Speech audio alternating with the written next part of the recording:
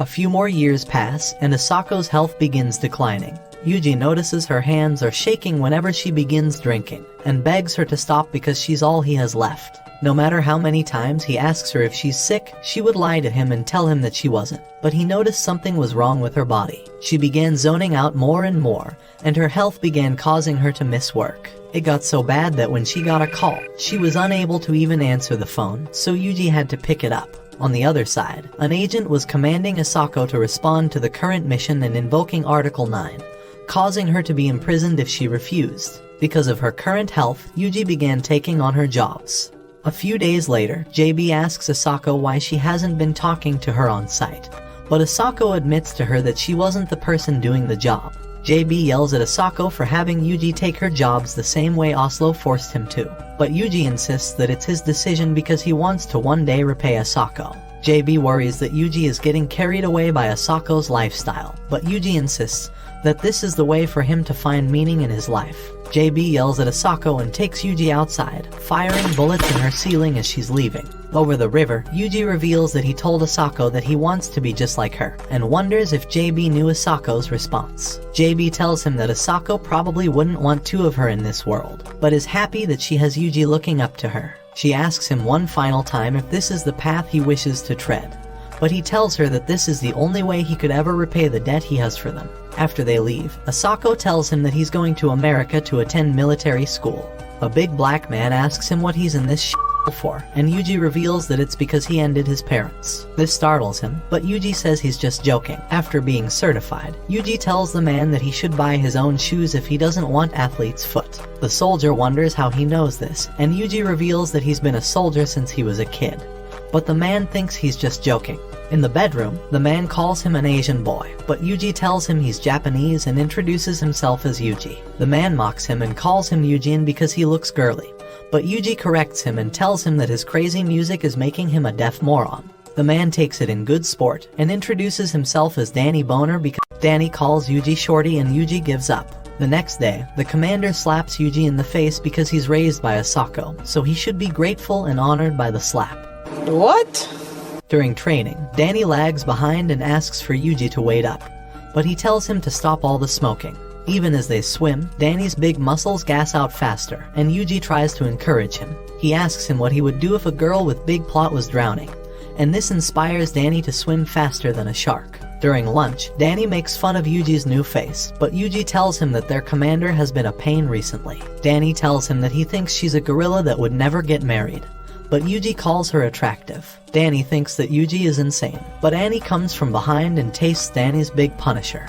During range practice, Yuuji shoots every single bullet on point, which surprises the commander, as Asako, the best sniper in the world, was the only who used to accomplish such a feat. A girl hears their conversation and oversees Yuuji being awarded first place in sniping. She comes up to him later at night asking him to talk with her. She introduces herself as Millie, and Yuuji wonders why pushy women are the only ones he gets. Next to the swimming pool, he restrains her after she punched him until she apologizes. He recognizes her as the second place sniper and asks her what she wants. Millie tells him that she meant marksmanship, and they go to a range together. With her weapon, she tells him that her father used to hit these targets when they were out of range, but believed that all of it was just him being drunk and lying. Yuuji's first shot misses, and she tells him to chill out because he only has 6 shots left. Yuuji asks her what the color of the sky is today, and takes aim and fires, hitting the target. He tells her that her father probably wasn't lying, and Millie finds a person she can trust. After that day, his training was complete and he was sent overseas for his final exam.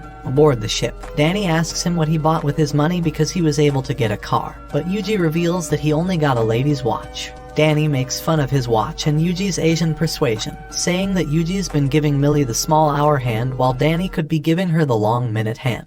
Millie hears his vulgar language and kicks him. While they argue, a random weirdo is playing a dating simulator with his little sister and loses his mind as she takes her plot armor off. They wonder how he's shamelessly doing this and wonder what language he's speaking. Yuuji is cultured in this subject and knows that he must be a fellow man of culture from Japan. Day after day, Yuuji was commanded to do as he was told and build his confidence, until one day they were deployed into the actual battlefield. Inside the forest, Yuuji looks at his squadron. A former car thief and thug from Arizona. A poor girl who used to sell herself in restrooms. An anime otaku who wants his sister. And finally, a sniper that can't kill anyone. They were the most useless group in the entire army, but Danny interrupts his thoughts and asks him if he would like to get that bird for food. Yuuji takes aim and fires, hitting the bird, but begins throwing up. He wonders how he would handle killing a person if this is what a bird did to him. Inside their tents, they're introduced to their acting commander on the field. Their days of setting traps began, but one night, Yuuji realized that enemies were coming for them. They get in position as the battle begins and Yuuji fires to neutralize the enemy, but throws up after shooting. His friends continue fighting on the front lines as they wait for reinforcements, but Yuuji begins faltering. His commander tells him to close his eyes and realize that all of his friends, his only family, may die. The ones he's spent this entire time and shared laughter and food with them. All of them are his family fighting to protect him from the enemy. The commander tells him that the enemy isn't human, and that it's okay to hesitate when killing people. But he shouldn't sit back and watch his family dying helplessly. His commander tells him to kill them and that he will assume full responsibility for it. That he gives him permission to do it. One by one, the enemy fell down. And even as Yuuji hates it, the commander continues counting the amount of enemies being neutralized. Not a single shot is wasted, and the entire enemy front line gets annihilated. Yuuji continues wanting to battle, but the commander stops him, telling him that everything's fine now and that he can sleep peacefully. After falling unconscious, Yuuji wakes up in Milla's lap, who comforts him. She tells him that everyone's been saved by him, and that they will always support each other, and that she will never let him die. After a while of being on the battlefield, his resolve became stronger and he wasn't influenced by the constant battles and explosions around him. Danny, however, begins losing sight of what this war is about and what winning even means. But their deployment comes to an end and Yuuji survives that terrible background along with all of his friends. As he leaves back to his homeland, Danny comes up to Millie and asks if she'll be fine with her boyfriend's leaving her. She tells him that they said their goodbyes yesterday and destroyed their relationship. So Danny swoops in and asks her if he can make her feel better. Millie stares at the window where Yuuji was and prays to God that Yuuji will find happiness in life and be blessed in everything that he does. In the gathering twilight, Yuuji boards a plane home. It was a windy day when he returned to his familiar mountain, and the paths were just as he remembered. His welcome home was Asako, and she thinks that he looks more mature now. After great plot development, Yuuji tells Asako that seeing her face was the first time he's ever been glad that he's alive. Yuuji tells her that he doesn't know what to do with his life, but that he wants to give every bit of it to her.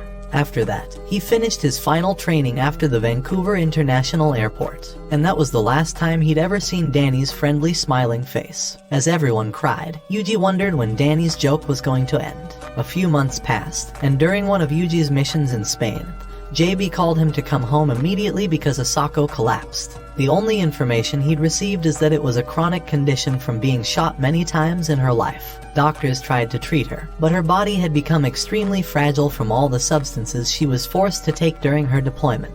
Once he arrived, JB told Yuuji that Asako's been drifting out of consciousness very frequently, and that she's been dozing off longer. Yuuji sees Asako, apologizing for taking so long to get home. She holds his hand, and Yuuji asks her if she is dying, to which she says that she is. She apologizes for always lying to him that she would stay alive with him. He begins crying, telling her that he hasn't learned everything from her yet.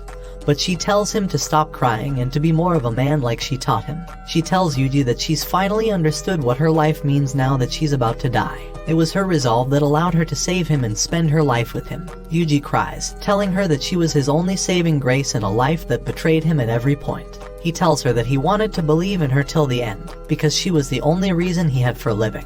Asako tells him to live his life for his own sake from now on. After all, that's the type of man she's always wanted him to become. He tells her that he can't, and that he only survived because of her. Every time he was cold, she was the warmth he could turn to.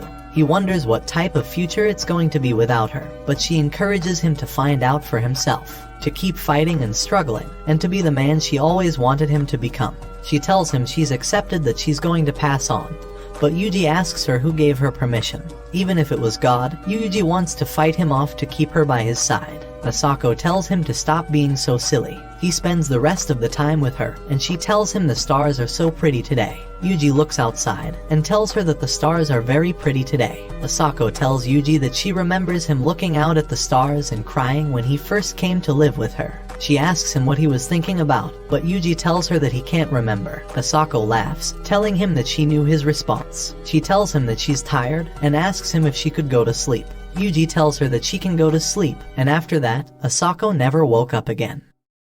Her body was taken away by JB's subordinates, and Yuuji tried to pull himself together by the time she was cremated.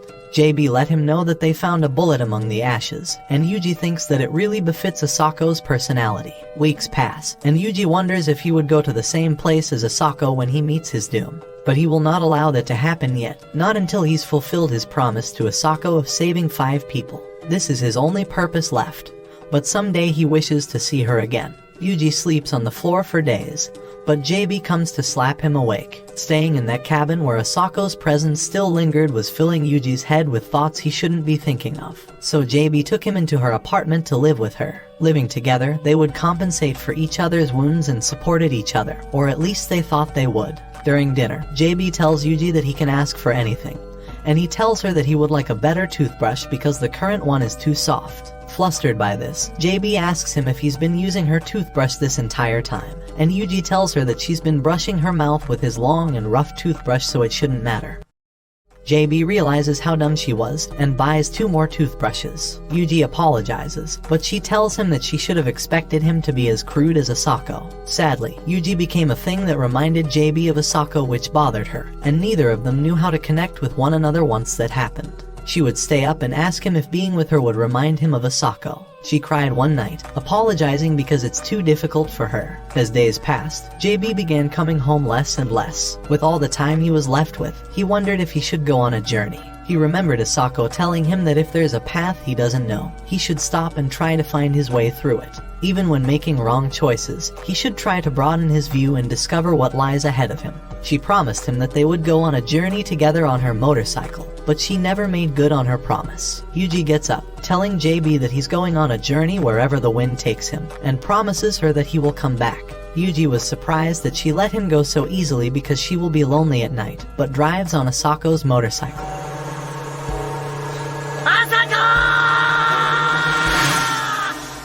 Days pass and he meets with people from all walks of life while camping. He continues going through the rain and even messages Julia that he loves her. Somewhere in the middle of the road, his bike breaks down and he has to tow it. A man comes up to him and asks him if he would want a ride to somewhere safe, but Yuuji says that he's just an idiot running around with no place to go. The man laughs, thinking it must be nice to be young, which changes something in Yuuji.